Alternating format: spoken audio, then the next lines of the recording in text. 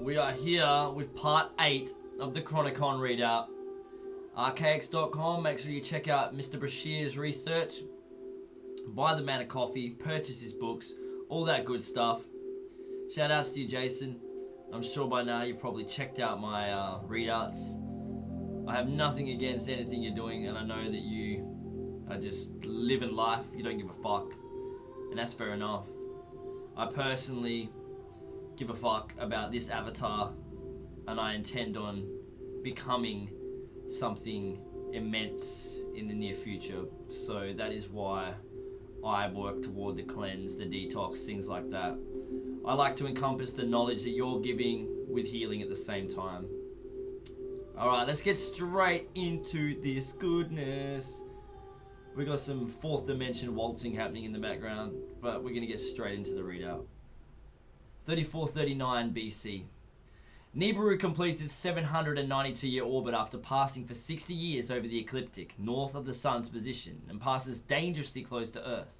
The Jasher Records reads, "And in the days of Enosh, the Lord caused the waters of the Gihon to overwhelm them, and he destroyed and consumed them, and he destroyed a third part of the earth, and there was no food for the sons of men, and the famine was very great in those days." Hebrew tradition holds that there were many earthquakes, drought, and famine in the days of Enosh, and in the Jewish Haggadah text we find that this flood in Enosh's day occurred before the famous flood of Noah. The Isidis of Asia preserved traditions of a flooding more ancient than Noah's, stating that the world was flooded twice, the second flood by far the worst. Moses Maimonides wrote that in the days of Enosh, men began to build temples to the host of heaven, venerating the stars as deities, and the Old One, the Creator, over time was forgotten.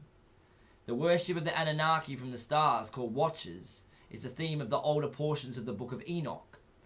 The Greeks remembered the Anunnaki as Anadoti, who were believed to have descended to Earth at 4 different times long ago, interacting with men.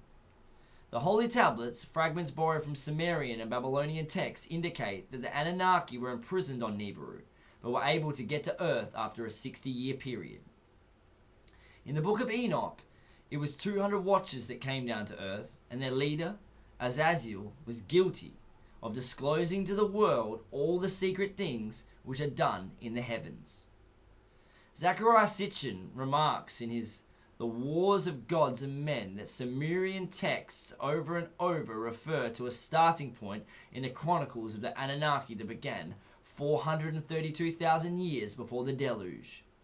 Sitchin cites a text excavated from the ruins of Sumer concerning the descent of a god named Enki.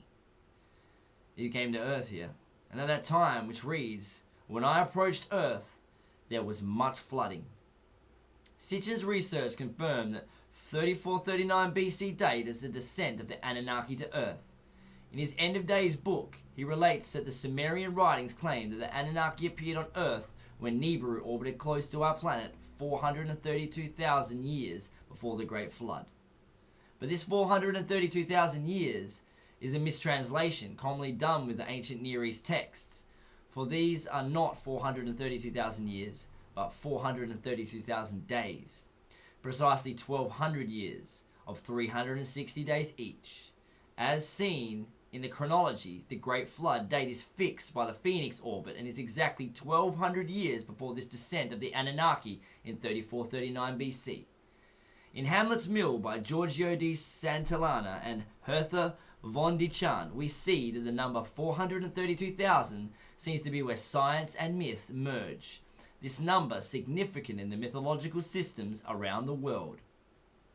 The architecture of the Great Pyramid demonstrates this date of 3439 BC. Astronomer Royal for Scotland, Charles Piazzi Smith, in the 1870s during his research on site at the Great Pyramid, determined, for unknown reasons, that the descendant passage of the structure, which goes all the way below the pyramid, pointed directly at Alpha Draconis, which is the eye of the dragon, in 3440 BC, the pre-flood pole star. This is only a 1-year variance from 3439 BC. This assessment was later reconfirmed by Davidson in his mammoth book in 1924, The Great Pyramid, Its Divine Message. The Anunnaki bound themselves with a mutual curse, accepting that they were adding more judgments upon themselves when they planned to teach mankind all the forbidden knowledge and sciences. When they appear among men, they are rejected by the Sethite survivors, but are taken in by Canaanites who give them their daughters in exchange for their aid and knowledges. The Watchers taught mankind herbalism, sorcery, incantations, power over evil spirits, ghosts of pre-Adamic people, and the Watchers fathered hybrids that grew to astonishing sizes, great giants called the Nephilim. Mankind learned forbidden practices against animals, metallurgy, weaponsmithing, how to craft killing machines, the creation of jewelry and feminine cosmetics, stellar and lunar astronomy, and astrology. Their chief trespass was to teach humans how to brew spermicides. Alright, we're going to stop it there. We'll be back in with the next part tomorrow. I hope you enjoyed that read up.